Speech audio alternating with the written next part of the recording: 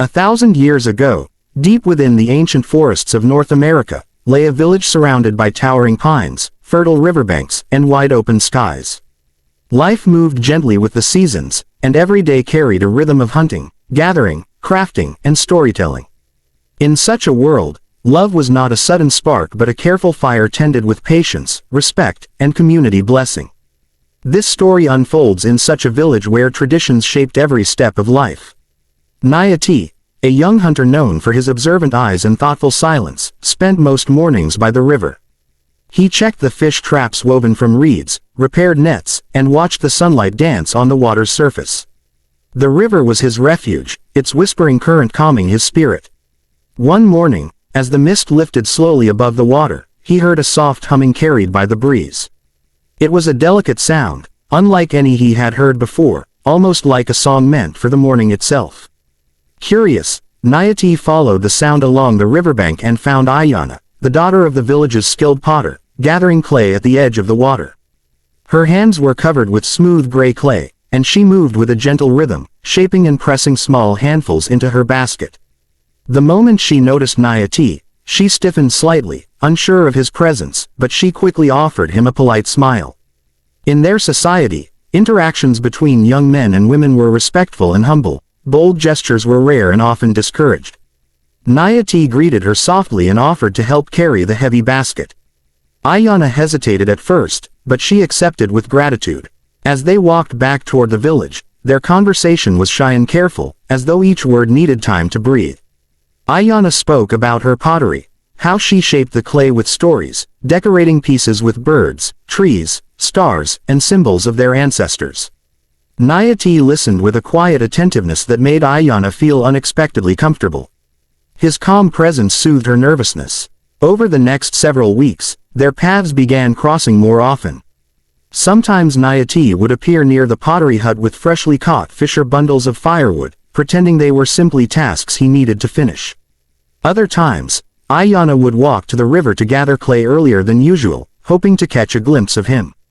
Their affection grew not through dramatic words but through shared tasks, small smiles, and moments when their hands brushed accidentally.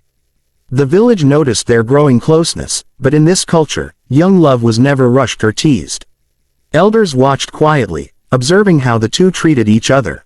They valued respect, kindness, and cooperation, believing that a strong marriage came from a foundation of shared purpose.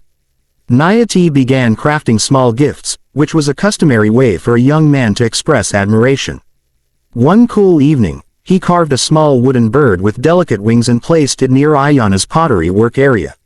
When she found the carving the next morning, her heart fluttered. The bird symbolized loyalty and protection, and it meant Nayati was offering her something much deeper than simple friendship. She kept the carving tucked safely in her woven pouch, touching it whenever she thought of him. Their secret moments grew more meaningful. They gathered berries together along forest trails, sharing handfuls as they laughed softly. They roasted corn near the fire during quiet evenings.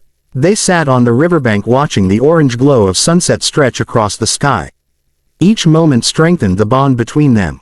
The Green Corn Festival arrived with dancing, drums, feasting, and songs echoing late into the night.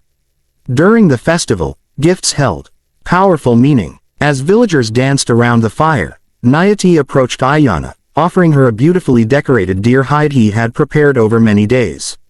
Accepting such a gift was a sign of deep mutual connection.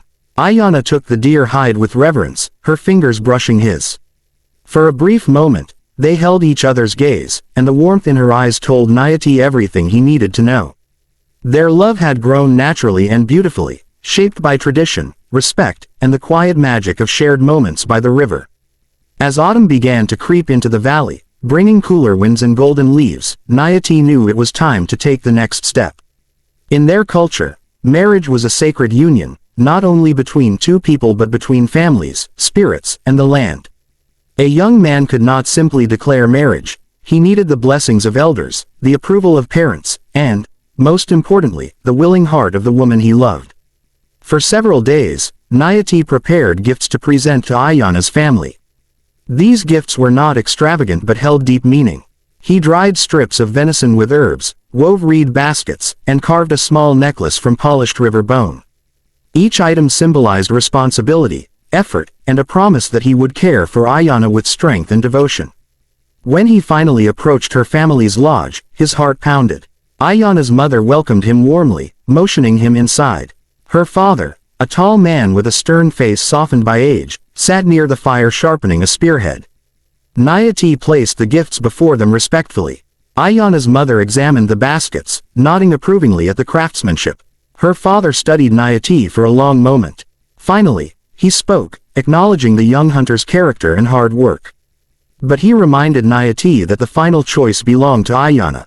At that moment, she entered wearing a dress decorated with tiny shells that reflected firelight. Her hands shook slightly as she held the small wooden bird Nayati had carved months earlier. She stepped closer, her eyes meeting his with a mixture of nervousness and certainty. Holding up the carving, she said quietly, "This has stayed with me every day." "I accept." Relief washed over Nayati so strongly he nearly lost his breath. Her parents smiled warmly, and the union was accepted. The news spread through the village quickly, bringing excitement and joy. The elders agreed to prepare a traditional ceremony at the sacred cedar tree, a place believed to hold the blessings of the ancestors. The day of the ceremony was crisp and bright. Villagers gathered wearing their finest handmade garments. The air smelled of cedar smoke, berries, and roasted meat. Nayati and Ayana stood before the elders, who held a woven cloth dyed with natural colors. The elder woman wrapped the cloth around their joined hands, symbolizing a bond that no storm could break. This act represented unity, balance, and partnership. Their families exchanged gifts, promising to support the couple in all seasons of life. After the ceremony, the village erupted into joyful celebration.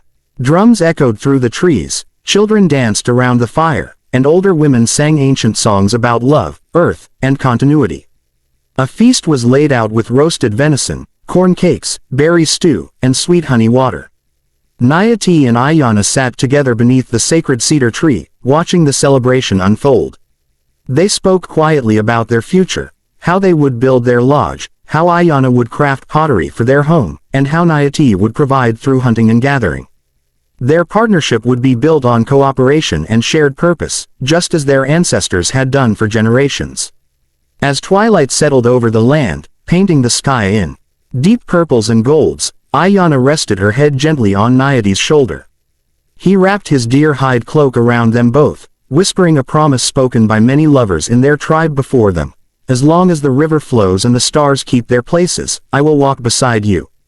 Their love, born in quiet moments and strengthened by tradition, had become a sacred bond, rooted in the ancient ways, blessed by family, guided by nature, and destined to last as long as the earth itself.